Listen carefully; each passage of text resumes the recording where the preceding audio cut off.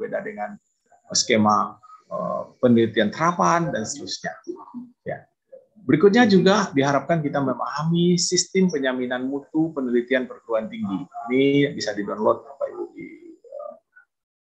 secara online ya, sistem penyaminan mutu penelitian perguruan tinggi dan ketentuan-ketentuan lain yang terkait. Misalnya tentang pendanaan mengikuti PMK, besaran dana mengikuti SBK, tarif mengikuti SBM, dan seterusnya. Yang kedua, memahami karakteristik dan makna dari setiap skema penelitian yang akan dievaluasi. Itu tadi, setiap skema memiliki tujuan yang berbeda, memiliki kriteria yang berbeda, memiliki luaran yang berbeda, dan lain sebagainya. Memahami metode penelitian, tentulah Bapak Ibu seorang pakar yang kompeten, yang sudah berpengalaman, tentunya sudah paham dengan metode penelitian. Yang keempat, memahami kode etik penelitian yang berlaku secara universal. Inilah yang kita ingat-ingat saat ini, Bapak Ibu. Semoga ini bisa mengontrol atau menjaga rambu-rambu pada saat kita bertugas, sehingga memang hasil rekomendasi kita untuk pendanaan proposal itu sesuai dengan apa yang diharapkan oleh penyelenggara tadi. Oke. Nah, setelah Bapak Ibu menilai proposal itu, kita akan diminta untuk memberikan komentar. Apakah proposal itu nilainya bagus atau tidak bagus, tetap harus memberi komentar. Minimum 50 karakter. Kalau komentar tidak dituliskan, itu hasil review kita tidak bisa disimpan. Yang pertama yang harus diingat adalah, kalau nilai kita rendah, jangan komentarnya bagus. Kalau nilainya bagus, jangan komentarnya jelek. Ini terjadi Bapak Ibu.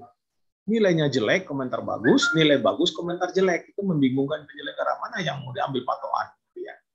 Paling tidak yang pertama, kita menuliskan komentar itu untuk memperbaiki atau memberikan masukan kepada pengusul sebagai seorang pakar yang kompeten.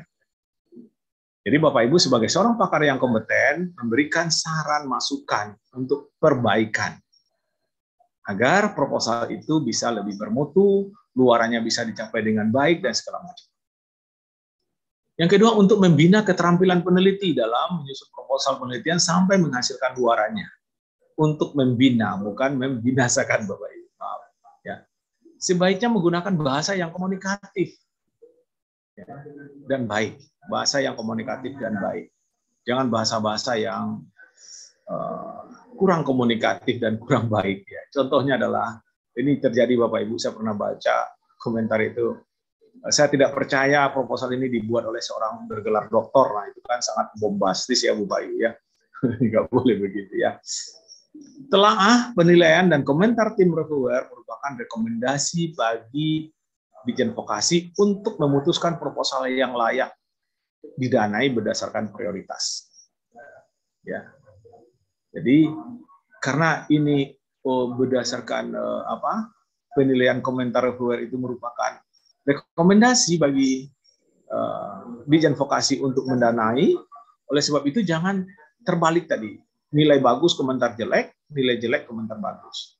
Yang kedua juga gunanya adalah komentar itu akan diberikan kepada pengusul, terutama yang meminta, yang tidak lolos.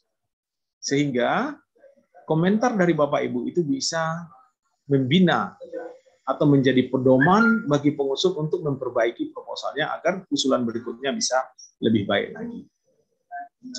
Mungkin itu Bapak Ibu, Prof. Adrianus yang bisa saya sampaikan tentang etika reviewer. Mungkin ada perlu diskusi, monggo silakan. Terima kasih. Baik, terima kasih Prof. Saryono untuk materi yang sudah diberikan. Bapak Ibu, monggo jika ada pertanyaan bisa raise hand atau mungkin di kolom chat berkaitan sama etika profesi dari materi yang disampaikan oleh Prof. Saryono. Monggo silakan. Waktunya masih memungkinkan sih, paling 25 menit ke depan. Di raise hand itu. Ada ya? Oh ya, Pak Hussein ya. Monggo Pak Hussein. Siap. Cek ada suaranya, Pak. Silakan. Ada jelas. Langsung Pak Hussein. Dari mana ya, Pak? Saya dari Vokasi Institut Seni Budaya Indonesia Bandung. Baik, silakan Pak. Terima kasih Pak Saryono. Tadi ada slide yang berkaitan dengan skim yang sama. Misalnya kita sebagai dosen mengajukan proposal yang sama dengan skim yang direview. Nah, itu tadi alangkah baik sarannya alangkah baiknya itu ditolak begitu, tidak dinilai sama kita. Ya. Itu maksudnya itu apakah